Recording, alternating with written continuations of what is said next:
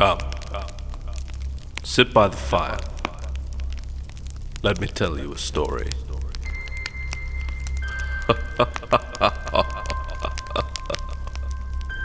Tales of wonder, tales of light and dark. There are all manner of stories here, for I am the arm.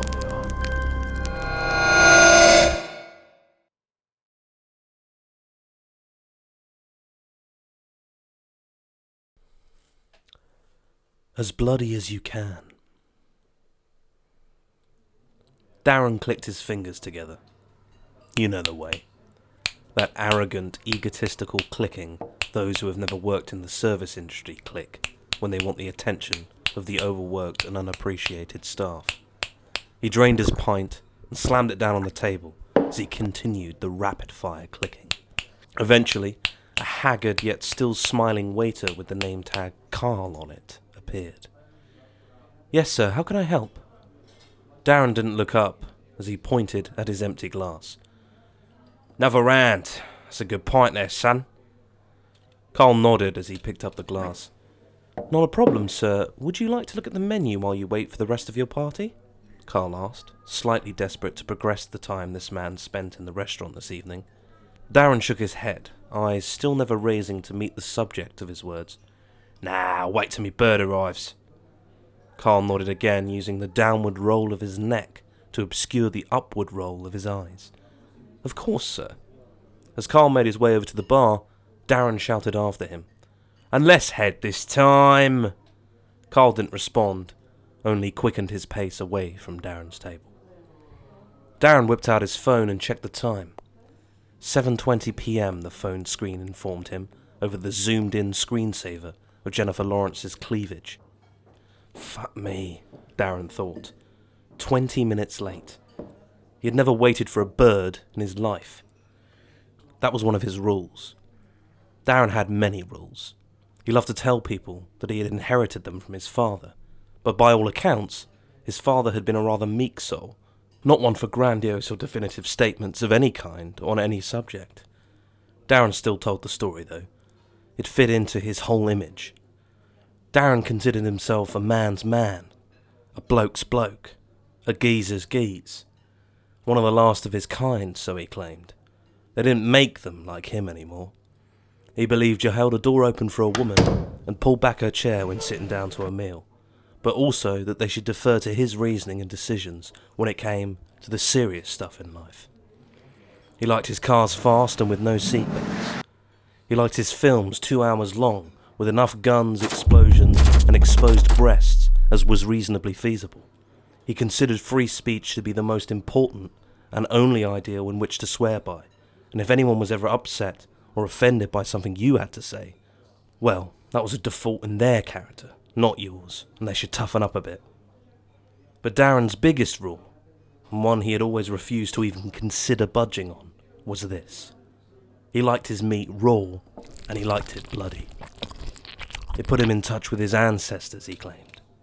Back in the old days, men would score a hunt and consume the meat as raw as possible.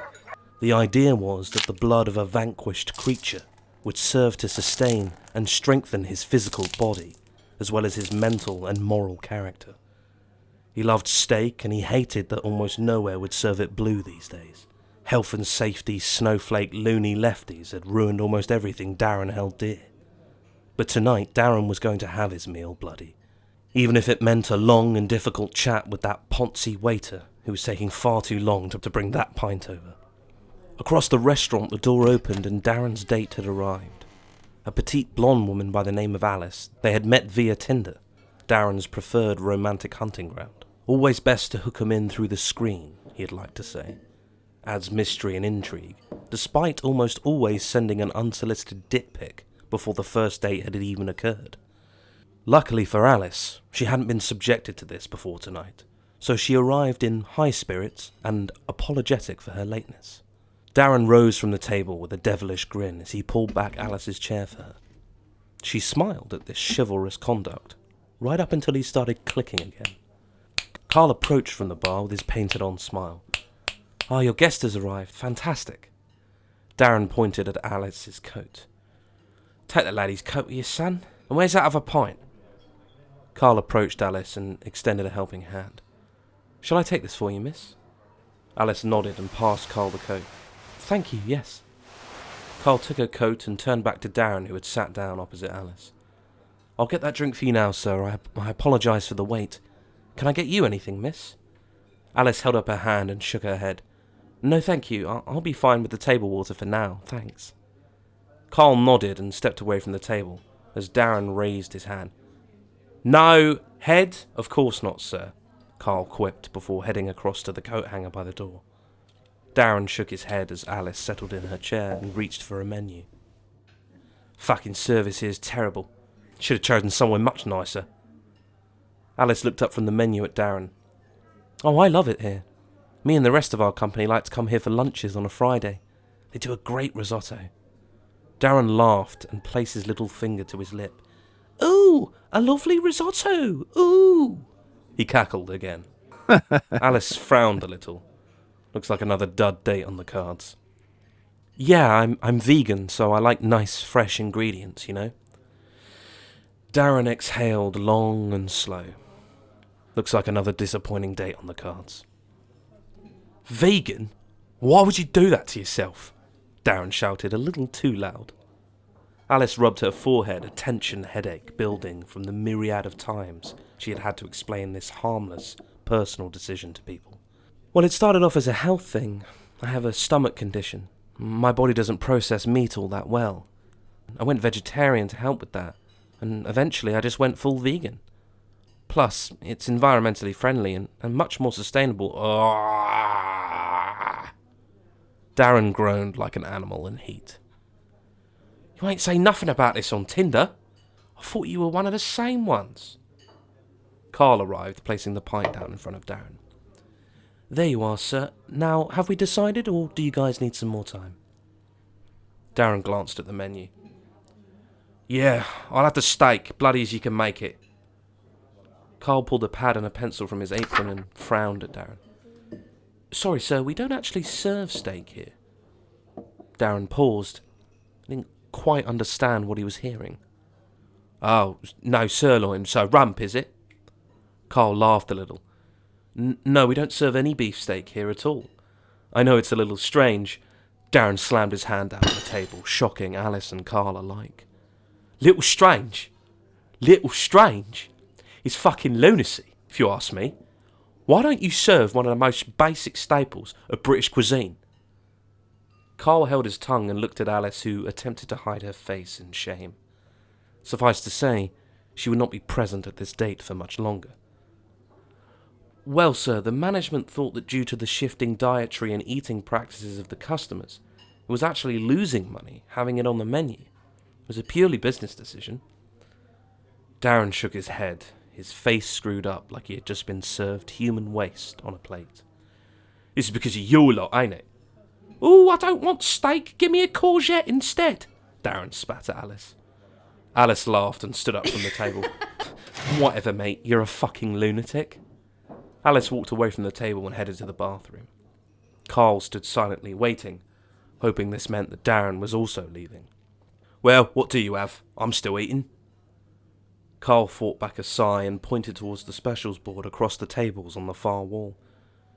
"Well, if you wanted steak, we do have a chicken steak special. Essentially, it's..." Darren jabbed out the menu at Carl. "Yeah, I'll take that. Bloody as you can."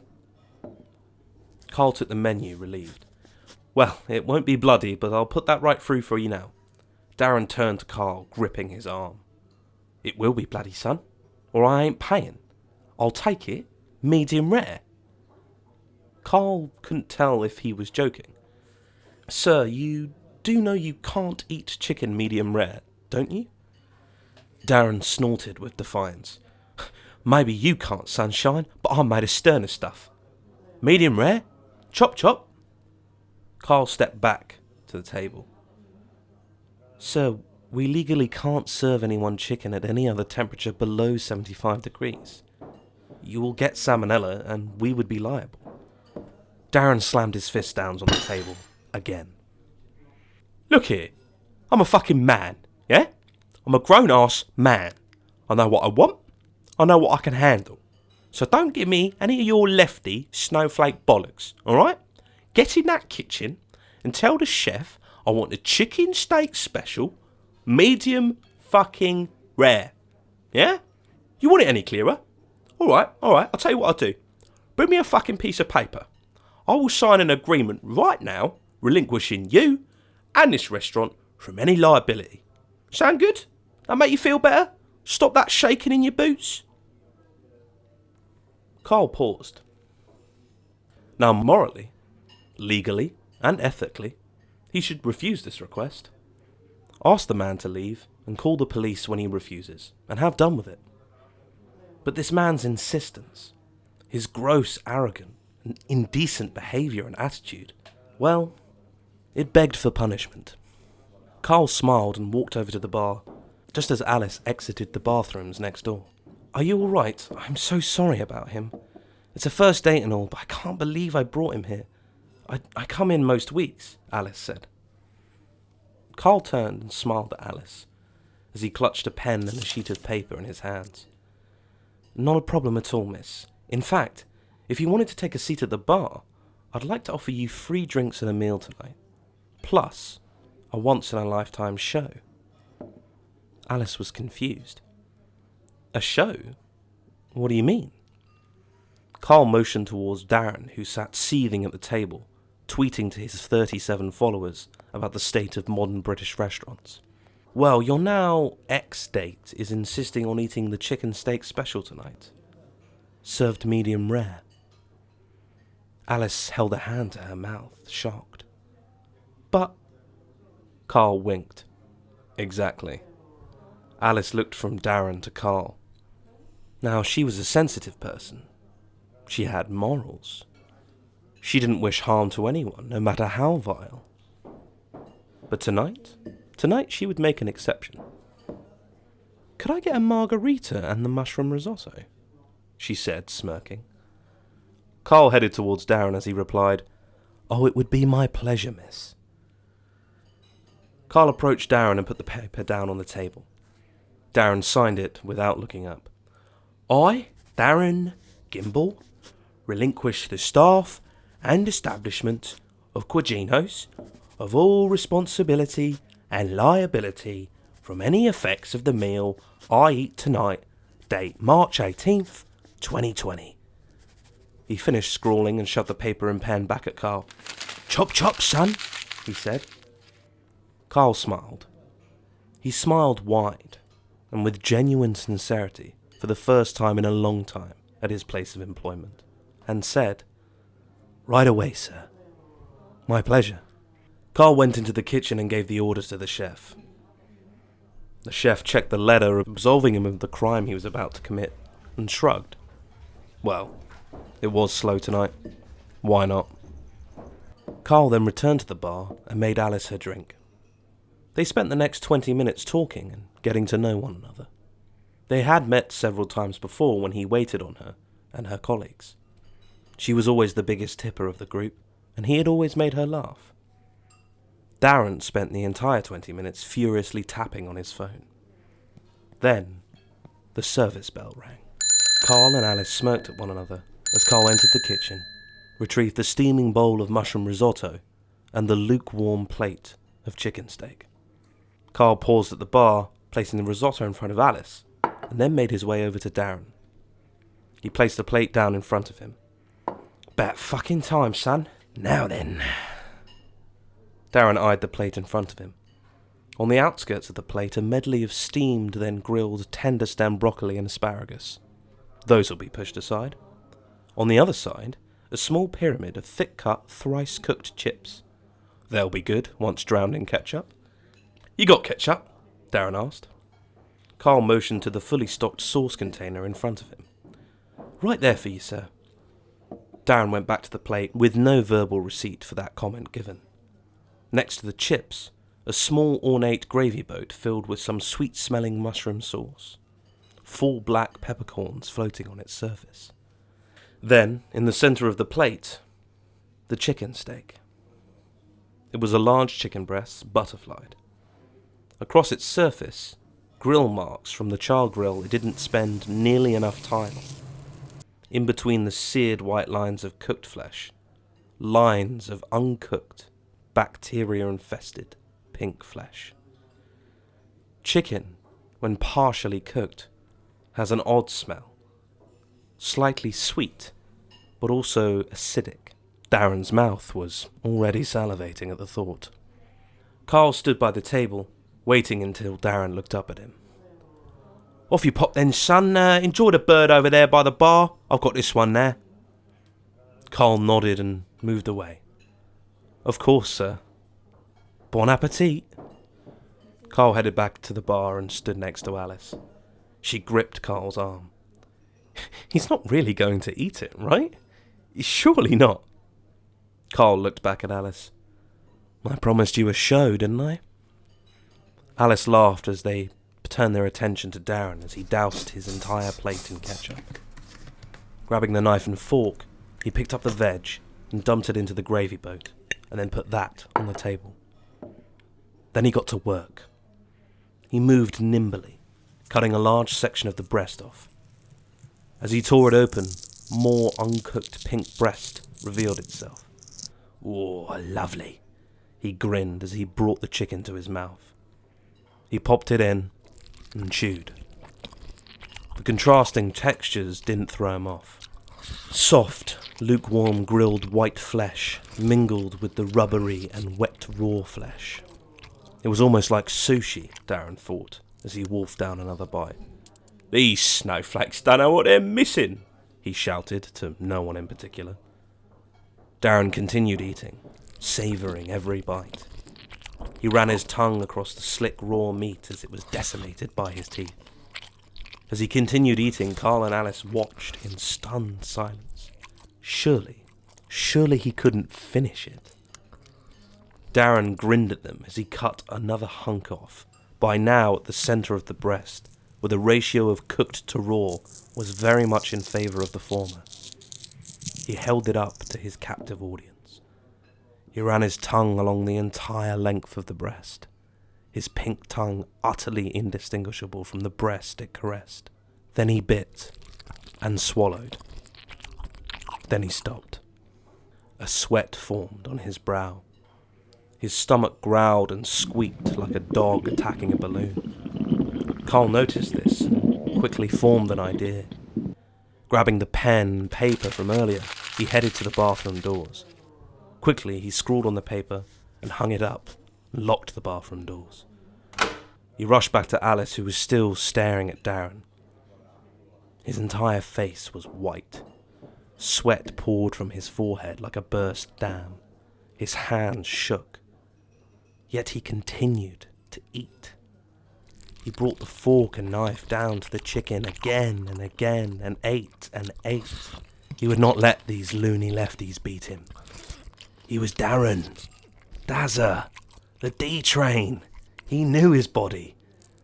He brought the last strip of sweet, uncooked meat to his lips. And he threw up all over the table. His body racked with convulsions as he held his hands to his mouth in a feeble attempt to stop the flow of bile that ran from his mouth. He stumbled out of his chair and rushed for the bathroom door. Reaching it, he pushed, but it remained shut. On the door, a scrap of paper read, "Out of order." Darren turned to Carl and Alice, who watched him, equal parts disgusted and entertained. Carl shrugged and pointed at the signed contract in his hand. Darren wailed as another bout of convulsions brought a fresh wave of sickness from his gullet. He farted and pissed, his whole body a flesh bag, evacuating through every hole he had. He cried, he sneezed, he pissed and shat himself as he ran across the restaurant and crashed through the front door onto the street. He lay in the gutter, leaking fluid and solids onto the pavement. Several teenagers gathered and filmed him laughing, while an old woman fainted at the sight of such depravity. Back in the restaurant, Alice and Carl turned to one another. Alice raised her glass. "Do you want to do dinner sometime?" Carl grabbed a beer from the fridge below the bar, opened it, and clinked it against Alice's. "I'd love to. One condition, though." Alice raised her eyebrow. "Anything but chicken."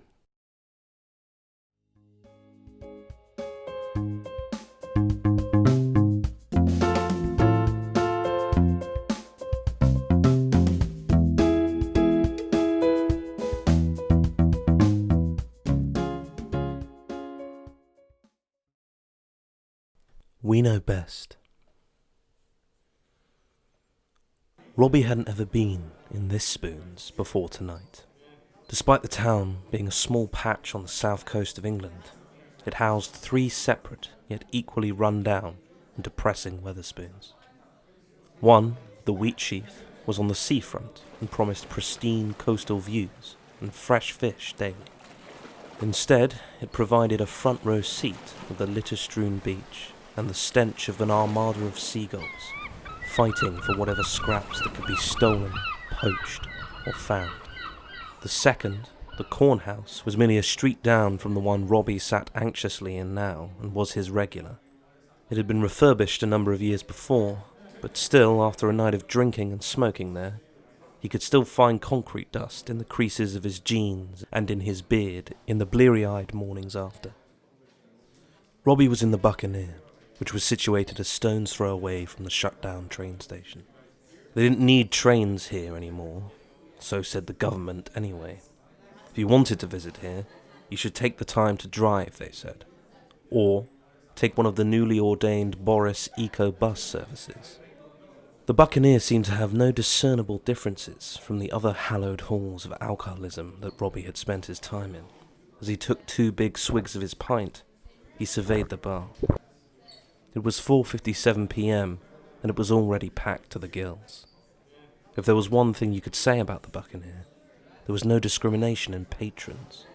Along the bar, men in high-visibility jackets, straight off the town centre job, elderly men on their 7th Old Lucy, a hen knight in fancy dress, all jostled for space.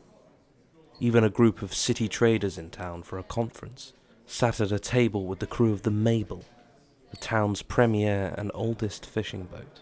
As he watched this rabble, this grotesque dance of drink and shouted conversation, Robbie wondered if he should leave. It was possible he had made a mistake, texting his father the previous week in a haze of weed-induced existential anxiety. They hadn't spoken in 6 months, not since his father had texted a belated congratulations for passing university 3 months late, because he had seen it on Robbie's sister's Facebook. They hadn't communicated much in the 3 years he spent in Northampton. Not out of a concerted effort to not communicate, but when sleep didn't arrive until 8 a.m, and any waking hours were consumed with a blur of cigarettes, cheap wine and cocaine, thoughts of an absent father were few and far between. Then why did he text him last week? He couldn't recall. His fingers searching his pocket, Robbie retrieved a worn packet of amber-leaf rolling tobacco, a packet of green Rizzler, and some extra slim Swan filter tips. His hands retreated into the well-choreographed routine of assembling a cigarette. He didn't need to think anymore. It came as naturally as inhaling the smoke it contained later. Well, started without me, did ya?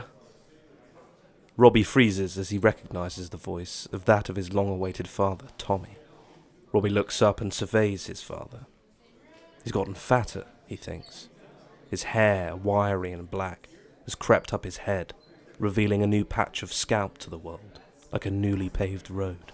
His head, short and square, was almost all jaw, and it was stretched as he beamed a grin down at Robbie. Sorry, I was waiting a while and I didn't know what you drink these days. Tommy grinned at his son, extending his arms. You gonna sit there and gawp at me, or come give your dad a hug? Robbie pushed the chair back, its legs eking out a wail as they scratched the floor, and his father gripped him tight. It wasn't like an embrace of affection. It felt more like a competition he was desperate to win. He squeezed Robbie so tight, he wondered if it had done more damage to his lungs than the years of cigarettes had. After a moment, Tommy released him. It's good to see you. Me and Jules were wondering we might see you again. Her and the kids are always raving about you. Oi, 2 secs, I see a spot at the bar. Tommy stomped over to the bar, raising a tenor like a beacon that might tempt the overworked bar staff to him. Robbie sits back down at the table where his half-constructed cigarette sits unfurled. Holding the Rizzler at the end of the table, he scooped the scraps of tobacco into its destination, and again began the routine. He thought about what his father had just said. In the entire span of 12 years since Tommy had been married to Jules, Robbie had met her precisely on 3 occasions, the last one being 8 years ago when he was 15. As for their children, they had 4. Robbie had only ever met one of them, 2 days after he was born. That was 10 years ago. As he made the finishing tuck and roll to his cigarette, Robbie wondered why his father had said this to him. Was it because he would often speak of his 3 original children with his new ones, telling tales of their antics or facts of their day-to-day lives? Or was it because that's what Tommy thought he should say?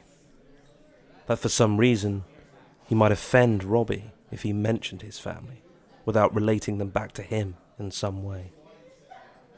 Before he could ruminate on it further, 2 pints slammed down on the table, spilling some of their contents onto the freshly rolled cigarette in Robbie's hand. God, I tell you what, son, service here gets fucking worse every time I come. The birds on the bar get thicker as well.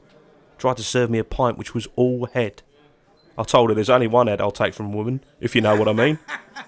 Tommy laughed as if he had single-handedly invented the egregious misogyny within the joke he had just told. Robbie offered him a weak laugh in response, crushing the sodden cigarette into a tight ball and leaving it in the small spill of beer, a small white island in a sea of amber on the table. Tommy swallowed a hefty gulp of his beer as he looked at his son across the table. He was a far cry from the boy he didn't raise. What was once a smiling, smooth baby face was now replaced with a ratty, unkempt beard and red eyes. Lines traced around his face like someone had drawn a planned surgical lift but given up halfway through. So, how have you been? Been up to much since you got back from uni? Tommy asked, a hand wiping the foam from his top lip.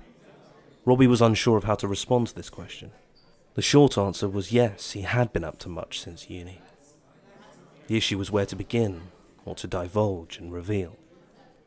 Would it matter to say that he had been jumping from kitchen job to bar job, whilst trying to break into the journalism game, to a father who he suspected still hadn't learnt his birthday? Or that he had been engaged in a rocky romantic relationship with a woman he met at university that had ended a month previously in a smoking area of a garage night at a shit club in Brighton? Or even that he had finally and mercifully kicked that nasty coke habit he had developed in his final year in Northampton? He could have said all of this, some of it, or even one solitary thing, but instead he simply said, you know, this and that. Just getting on with it, you know? Tommy sinked another swig of his pint, clearing his glass before grabbing the next one. Oh, I know that game, son. You know me, always been a grafter. Even when I was in the force, I was a grafter. Tommy Two Jobs, they used to call me. Know why? Robbie waits for the punchline. Because I did the work of 2 geezers on me Jack Jones, that's why. Tommy laughed heartily at this. He was his own best audience. He thought about the force his father was referring to. When he and his siblings were growing up, Tommy had often told them tales of his adventures working as an undercover police officer in a nearby town. It wasn't until Robbie was 14, when he was around a friend's house, and Tommy came out of the bathroom in his plumbing gear, that he realised his father was a compulsive liar. For some reason, they had never discussed that interaction. Not when it happened, or on any visit after. Robbie hadn't even felt angry at the years-long lie about what his father did for work. Somehow, even at that age, he seemed to know that the lie was less about impressing him and his siblings, but more about Tommy trying to impress himself. So, you working? Tommy said, breaking Robbie's train of thought. Well, I've been chefing up this pub in Westdean for the past few months. Travel's an absolute bitch, but the money's half decent. Tommy nodded through another fresh gulp of beer. No jobs at the paper then? He grumbled.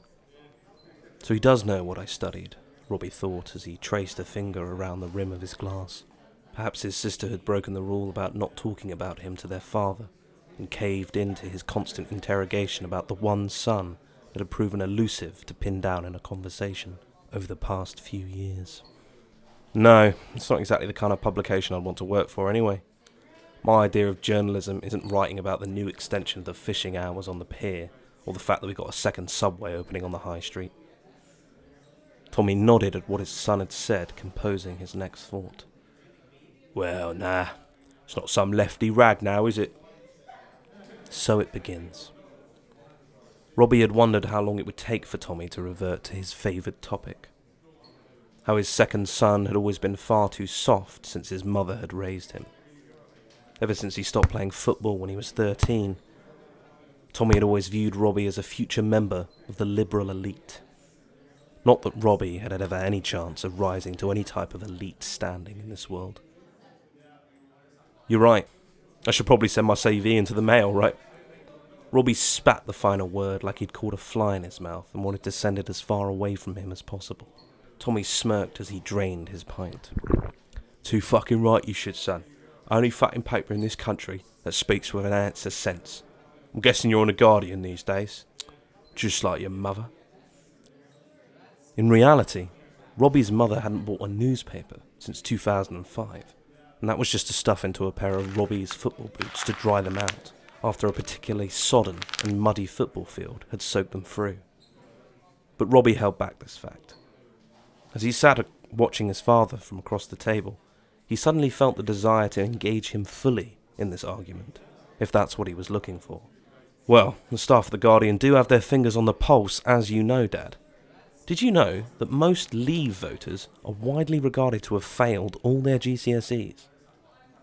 This wasn't true, but Christ did it feel good coming out of Robbie's mouth.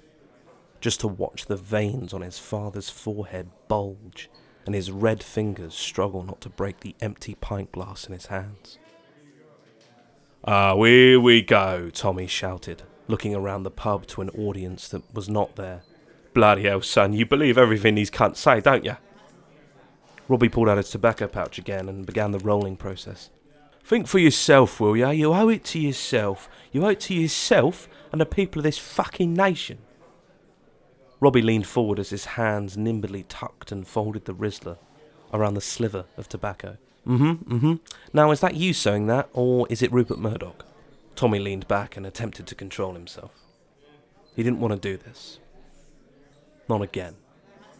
He'd spoken at length with Jules in the days leading up to this drink. Don't do it again. Look, son, I don't want to do this, alright? You have your views, I've got mine.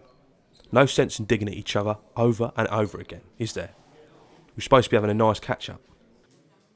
Robbie slipped a cigarette behind his ear and searched for a lighter as he looked back at his father. His face was attempting what looked to be a smile, but his quivering lips made it look like he was struggling to get at something caught in his gums. How about I get us another round, yeah? You can go outside, have your fag, Tommy said as he stood from the table. Sure, here, let me get this one. Robbie brought out a crumpled £5 note along with his lighter, but Tommy was already moving away from the table with a dismissive shaking of his hand. No, you ain't spending a penny tonight, boyo. Let your old man catch up on the pints he's missed buying for you since you turned 18. Okay, cheers. Robbie stood from the table and weaved his way through the crowd, venturing outside. It was still hot even as the sun slipped behind the downs in the distance. There was a couple having an argument a short distance away on the final bench left outside the pub. Clearly they've been here for a while, Robbie thought. He brought the lighter up to meet the cigarette clutched between his front teeth and took a long and grateful inhale. As he exhaled, he turned back towards the pub and looked in through the window, looking for his father. Spotting him at the bar, he watched as he smoked.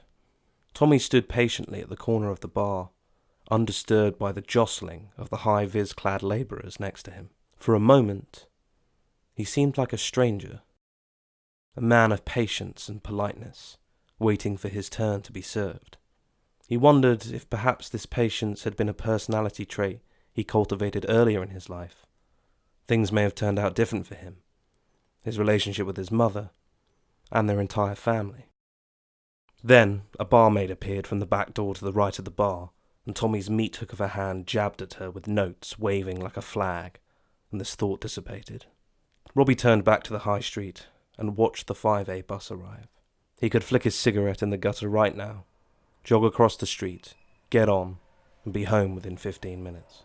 But before this thought could become action, the bus left as quickly as it arrived, squeaking and whining, as its 20-plus-year suspension fought with the newly curved road paving from the town's rejuvenation project. Robbie's fingers began burning, and he realized he was no longer holding a cigarette, but a burning filter tip. Dropping into the floor, he took a deep breath. He took a glance at the couple on the bench, realizing they had long since departed, leaving behind only 2 empty boxes of cigarettes and a collection of half-empty glasses. Robbie sighed, then headed back into the pub. Somehow, despite being stood by the door for the past few minutes, inside the pub seemed even busier than before. Robbie pushed past a group of lads all on a stag do, posing for a selfie in their Borat mankinis. One of them, insulted by the light brushing of Robbie's shoulder with his, turned to commit to violence. But Robbie was already meters away, and he turned back to the camera, a shit-eating grin now masking his face. Tommy waited at the table, 4 freshly pulled pints waiting next to Robbie's half-finished first. "Thought I'd save us some time, eh?" Tommy remarked as he took a hearty gulp of his pint. "Sure," Robbie said, sitting down opposite Tommy. They sat in silence for a moment, both taking intermittent sips from their beers. If anyone was watching them, they might have looked like strangers, forced to share the same table due to the crowd. Tommy broke the silence with a stutter as he tried to think of something to say. Used to be easier, he thought. This son of his. The son who had always wanted to join the Marines right up until his 14th birthday. Tommy had even bought him a weekend package he saw advertised online. Some wilderness weekend for teenagers interested in a future in military service. By the time the birthday he had bought it for had arrived, his interest had quickly died. Now he wanted to write for a paper, be a real force for change, he had said. Tommy never mentioned the gift. Instead, he had to pretend he had forgotten all about his son's birthday. Tommy had often wondered if that had been the first step in their road away from one another. Before he could dwell on it longer, Robbie spoke. "So, how's the plumbing game?" Tommy sat forward as he put his pint down. "Same as it always is, son. Idiots flushing their baby wipes down the toilet when they know they shouldn't. Slinging food down the kitchen sink and then chucking bleach on it when it gets clogged. Usual shit," Tommy sighed. Usual shit indeed. Robbie leaned back on his chair. "Yeah, well, at least it's a regular job, eh? People are always going to need to take a shit." Tommy laughed and Robbie joined him. "True enough, son. True enough." The pair shared a small smile as they went back to their pints. If there was still one similarity between them, it was their inherent ability to resort to comedy when things got awkward. A pair of girls walked past their table, one of them brushing against Robbie as they did. "Sorry," she shouted as she continued to slip through the continuingly crowded bar. Tommy leaned closer across the table with a wink leading the way. "Hey up, nice one that, eh? Come on." Robbie turned to watch the girls as they reached the bar and observed them. They were normal. A couple of 9-to-5 office gals out on the town after a day of customer calls and copious cups of teas. "Bet you'd like to crack off a slice of that. Say, whatever happened to that girlfriend of yours? Lisa, was it?" Robbie turned back to the table and took another gulp of beer as he fought back memories of his ex. "Lucy, actually. That was years back now. Broke up first year of uni, actually." Robbie downed the remaining pint, washing down a flood of memories that threatened to break through. Tommy, somehow seemingly sensing this barricade, looked at his son from across the table. "Oh, right. Sorry, son, didn't mean to bring up any bad memories." Robbie started his other pint and waved off the apology. "Oh, don't worry. Years back now." Tommy scratched his head slightly, unsure of whether to continue on the course of questioning. Anyone on your radar at the moment, then? Robbie took a gulp of his pint, this time not enough to stop something spilling out. Well, there was, Anna. We were in the same classes at uni. Even lived together for a bit in second year, actually. Not like a couple. House share, separate bedrooms and that. Tommy smiled as he sipped his beer more carefully than previously. Oh yeah? Nice girl? Robbie sat back and thought. She had been a nice girl. When they first met on their first night in halls, way back in their first year, he had thought so, even while still being with Lucy.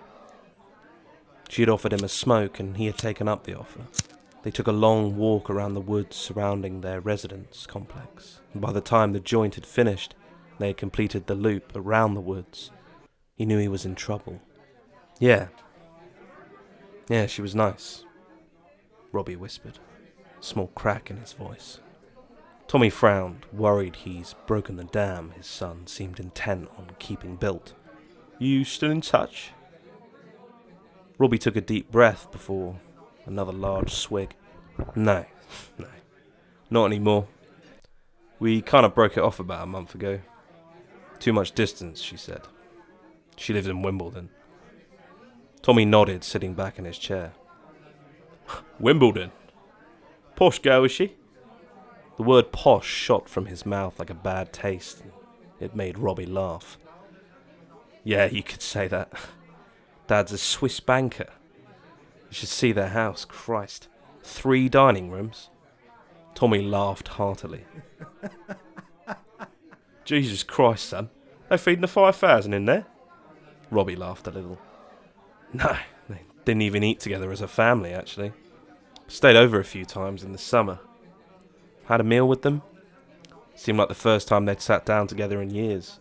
It was like they didn't know how to sit, how to eat when they were together. Tommy tutted and nodded his head. Yeah, well, I ain't surprised. More money people get, more they think they're better than the rest. Even their own sometimes. Robbie nodded. It had certainly seemed that way in that Wimbledon townhouse. It had always been cold in there, despite the summer heat. Well, sorry it didn't work out for you, son. Plenty of fish and all that, though, yeah? Robbie nodded at the platitude given. Sure, plenty of fish. Tommy leaned forward to his son. You know, I think I know why you wanted to meet up today. Robbie looked up to meet his father's gaze. Oh yeah? Tommy nodded, a small smile forming. You want advice. You want your old man to help you out. And I will. I'm going to tell you something that you need to know. And trust me, whatever you've got going on that you're not talking about, it'll help.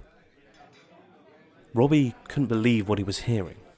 He had spent years telling himself and others he didn't have a father, didn't need one. But that had always been a lie. He had. He had craved it. He had needed it more than anything. A figure, a guiding hand, a shoulder, an ear. And now it had finally arrived. Tommy sat back, ready to give his sermon as he drained his final pint. Robbie leaned forward, the pub now silent to him, his chair creaking with the years of expectation for this very moment. Tommy placed the empty pint glass down on the table and looked up at his son. You should always listen to your parents, alright? Because trust me, they've done and seen everything and anything you've done or will do, alright? So they know what they're talking about. We know best. That was it. The sounds of the pub returned, louder and more piercing than before, as Robbie left this empty and insulting statement to wash over him. He couldn't begin to pick apart everything that was wrong with what his father had just said. To be honest, he didn't even want to. He was just going to finish his pint and let his father ramble on. It wasn't the first time. But this time, it would be the last.